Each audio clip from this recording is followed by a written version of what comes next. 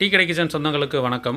காலையில் நேரத்தில் ரொம்ப பரபரப்பாக ஸ்கூலுக்கும் வேலைக்கும் கிளம்பிகிட்டு இருக்கிற நேரத்தில் ரொம்ப வேகமாக ஏதாவது ரெடி பண்ணணும்னு நினச்சிங்கன்னா இந்த மாதிரி ரெடி பண்ணி பாருங்கள். இன்றைக்கி நம்ம அரிசி எதுவும் ஊற வைக்காமல் உடனே இன்ஸ்டண்ட்டாக மாவு ரெடி பண்ணி அப்படியே தோசை போட்டு சாப்பிட்ற மாதிரி ஒரு சூப்பரான தோசை பார்க்க போகிறோம். அதோடு சேர்த்து ரொம்ப நேரம் கெட்டு போகாத அளவுக்கு ஒரு தேங்காய் சட்னியும் பார்க்க போகிறோம். ரெண்டுமே பார்த்தீங்கன்னா ஒன்றுக்கு ஒன்று சளைச்சதில்லை. பரபரன்னு கிளம்புற நேரத்தில் இதை எப்படி ஈஸியாக செய்யலான்னு பார்ப்போம். தஞ்சாவூர் தேங்காய் சட்னி, அதுவும் நீண்ட நேரமாக கெட்டு போகாமல் இருக்கிற மாதிரி ஒரு சட்னி பண்ண போகிறோம். அதுக்கு நம்ம இப்போ அடுப்பில் இந்த மாதிரி ஒரு பாத்திரத்தை வச்சுட்டு அடுப்பத்தை வச்சு சட்டி சூடாகிட்டு இருக்கு.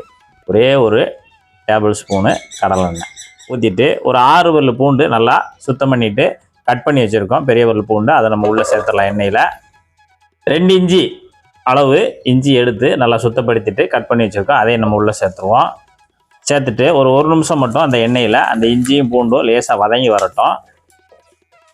அதுக்கடுத்து ஒரே ஒரு பெரிய வெங்காயம், மீடியம் சைஸ் வெங்காயத்தை சும்மா ரஃப்பாக கட் பண்ணி வச்சுருக்கோம். அதையும் நம்ம உள்ளே சேர்த்துக்கலாம். அதையும் சேர்த்துட்டு அந்த எண்ணெயிலே நல்லா வதக்கி கொடுங்க. வெங்காயத்தை போட்டு ரொம்ப எல்லாம் வதங்கக்கூடாது. சும்மா லேசாக ஒரு பாதி அளவுக்கு வதங்கினா போதும். லேசாக அந்த கண்ணாடி பதத்துக்கு அந்த உதிர்ந்து வந்துருச்சா இந்த மாதிரி வதங்கினா போதும். இதுக்கடுத்து இங்கே நம்ம தேங்காய் துருவல் ஒரு தேங்காய் எடுத்துருக்கோம். ஒரு தேங்காய் கிட்டத்தட்ட துருவுனது ஒரு 1.5 கப்பு இருக்கும். மெஷர்மெண்ட்டில் 1.5 கப்பு இருக்கும். வெயிட்டில் பார்த்தா ஒரு 200 கிராம் இருக்கும். இந்த பூவு துருவிட்டுது இந்த பூவை சேர்த்துக்கலாம். நம்ம நல்லா அடுப்பை மீடியமாகவே வச்சுக்கோங்க. அதில் லேசாக பிரட்டி விடுங்க. அந்த வெங்காயம் இஞ்சி பூண்டோடு சேர்த்து இந்த தேங்காய் துருவலை பிரட்டி கொடுங்க. தேங்காய் துருவல் ரொம்ப முருகெல்லாம் வறுக்க வேண்டாம். ஒரு 2 நிமிஷம் மட்டும் நல்லா இதில் பிரட்டி கொடுத்து வதக்கினா போதும். இப்போ இந்த இடத்துல ஒரு 2 கொத்து கருவேப்பிலை அப்படியே உள்ளே சேர்த்துருங்க. இப்போ காரத்துக்கு ஒரு 5 பச்சை மிளகா நம்ம சேர்த்துருக்கோம். இந்த சைஸில் நம்ம காரத்துக்கு கூட்டி குறைச்சி சேர்த்துக்கலாம். சேர்த்துட்டு அதை நல்லா கலந்து கொடுங்க. இப்போ மல்லித்தலை கொஞ்சமாக இந்த அளவுக்கு ஒரு கைப்பிடி அளவு மல்லித்தலை இந்த இடத்துல சேர்க்கணும். இந்த தஞ்சாவூர் தேங்காய் சட்னிக்கு லேசாக போட்டு வதக்கி கொடுங்க. எல்லாமே ரொம்ப டீப் ஃப்ரையெல்லாம் ஆகக்கூடாது. லேசாக தான் அப்படியே போட்டு நல்லா கலந்து கொடுங்க. கலந்து கொடுத்துட்டு இந்த இடத்துல மறுபடியும் பொரிகடலை நம்ம ஒரு 1/4 கப்பு கிட்டத்தட்ட ஒரு 50 கிராம், அதாவது தேங்காயோட அளவோட ரொம்ப கம்மியாக இருக்கணும். அப்படின்னா தான் நமக்கு இந்த தேங்காய் சட்னி நல்லா டேஸ்ட்டாக இருக்கும்.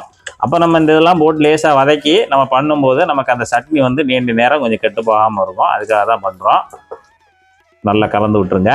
இப்போ நம்ம இறக்குறதுக்கு முன்னாடி அந்த பொரிகடலையை போட்டு லேசாக 2 பிரட்டிட்டு நம்ம அப்படியே ஸ்டவ் ஆஃப் பண்ணிவிட்டு இறக்கிடலாம். இப்போ நமக்கு சூப்பராக நல்லா தேங்காய் சட்னிக்கு தேவையான பொருட்கள்லாம் உள்ளே சேர்த்து லேசாக வதக்கியாச்சு. இது நல்லா ஆறட்டும், ஆறி வரட்டும். இப்போ நம்ம தேங்காய் சட்னி வதக்குனது நல்லா ஆறிடுச்சு. இப்போ ஆறுனதை நம்ம இது தகுந்தாப்பில் பெரிய மிக்ஸி ஜாரில் சேர்த்து அரைச்சிக்க போகிறோம். இப்போ நம்ம மிக்ஸி ஜாரில் சேர்த்தாச்சு. சேர்த்துட்டு இதுக்கு தேவையான உப்பு ஒரு 1/2 டீஸ்பூனு. இப்போ இதுக்கு நம்ம தேவையான அளவு தண்ணி சேர்த்து நம்ம இதை நல்லா சட்னி அரைக்கணும். இதுக்கு நான் இப்போ ஒரு 100 ml சேர்க்குறேன். 100 ml தண்ணி சேர்த்துட்டு இப்போ இந்த சட்னி அரைச்சி எடுத்துகிட்டு வந்துடுவோம். இப்போ நம்ம சட்னி அரைச்சி எடுத்துகிட்டு வந்தாச்சு. இது பார்த்திங்கன்னா நல்லா இந்த தேங்காய் சட்னி எப்படி சூப்பராக ரொம்ப வலுவலுன்னு ஆட்டக்கூடாது. இந்த மாதிரி கொஞ்சம் லேசாக பரபரன்னு இருந்தால் தான் நமக்கு அந்த தேங்காய் சட்னி நல்லாயிருக்கும். இப்போ நமக்கு தேங்காய் சட்னி ரெடி ஆகிடுச்சு. அதுக்கு ஒரு தாளிப்பு, சிம்பிளான ஒரு தாளிப்பு. ஒரே ஒரு டேபிள் ஸ்பூனு கடலெண்ணெய். எண்ணெய் சூடான உடனே ஒரே ஒரு டீஸ்பூனு கடுகு உளுந்து. இப்போ நம்ம கடுகு உளுந்து நல்லா பொரிஞ்சு வரட்டும். லேசாக ஒரு 1/4 டீஸ்பூனில் சீரகம் அதை உள்ளே சேர்த்துட்டு இப்போ நம்ம ஸ்டவ் ஆஃப் பண்ணிடலாம். ஸ்டவ் ஆஃப் பண்ணிவிட்டு இங்கே ஒரு 3 காஞ்ச மிளகாய் எடுத்து வச்சுருக்கோம். அதை நம்ம உள்ளே போட்டுடலாம். ஒரு 2 கொத்து கருவேப்பிலை உருவி உள்ளே சேர்த்துருங்க. அவ்வளோதான், நம்ம தாளிப்பு சூப்பராக ரெடி ஆகிடுச்சு. அப்படியே தாளிப்பை நம்ம உள்ளே கொட்டிடலாம்.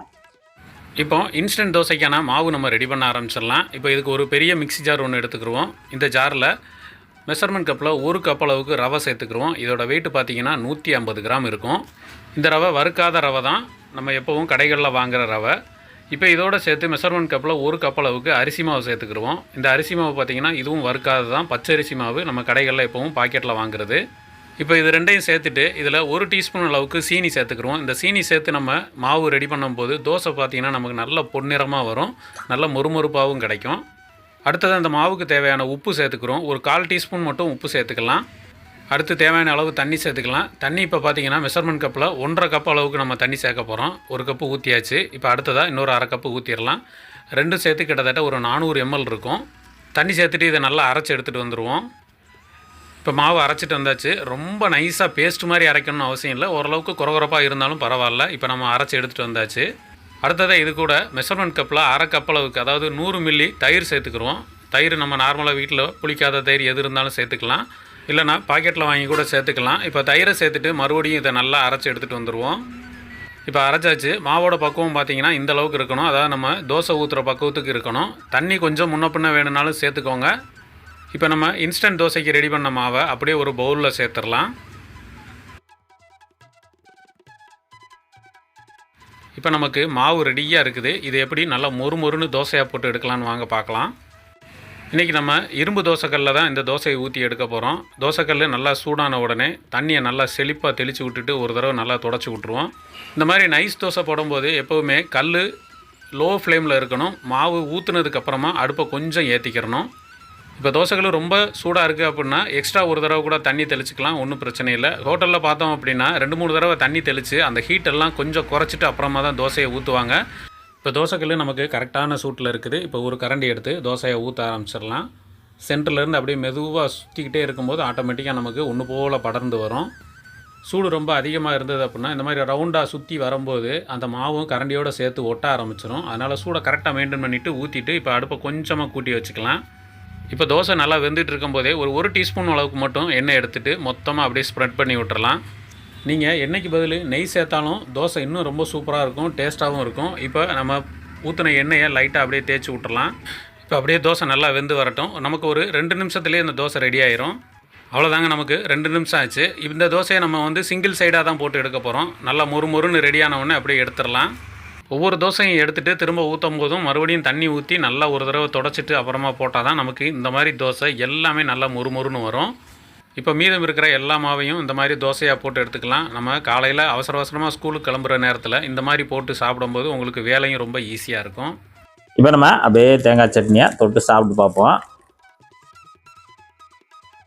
அப்படி தோசையை நைஸான தோசையை விற்கிறோம். அப்படியே ஒரு வாய்க்கு சட்னி இது போல் எடுத்து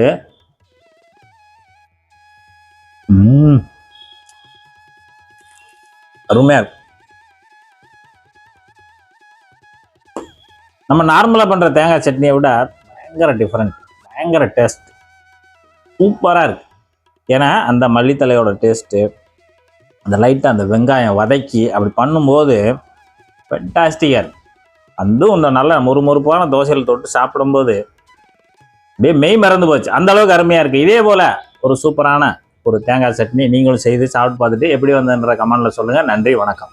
நம்ம வீடுகளில் யூஸ் பண்ணுறதுக்கு பிளாஸ்டிக் டப்பா, கண்டெய்னர் இந்த மாதிரி எல்லாம் வாங்குவோம். அது பார்த்திங்கன்னா கொஞ்ச நாளைக்கு அதில் பிளாஸ்டிக் ஸ்மெல் இருந்துக்கிட்டே இருக்கும். அந்த மாதிரி இல்லாமல் இருக்கிறதுக்கு உப்பு சேர்த்து தண்ணியை ஊற்றி நல்லா ஒரு தடவை கழுவிட்டிங்கன்னா அந்த ஸ்மெல் போயிடும். இந்த மாதிரி டிப்ஸ் தெரிஞ்சுக்கிறதுக்கு நம்ம சேனலை தொடர்ந்து ஃபாலோ பண்ணுங்கள். அடுத்த வீடியோவில் சந்திக்கலாம். நன்றி.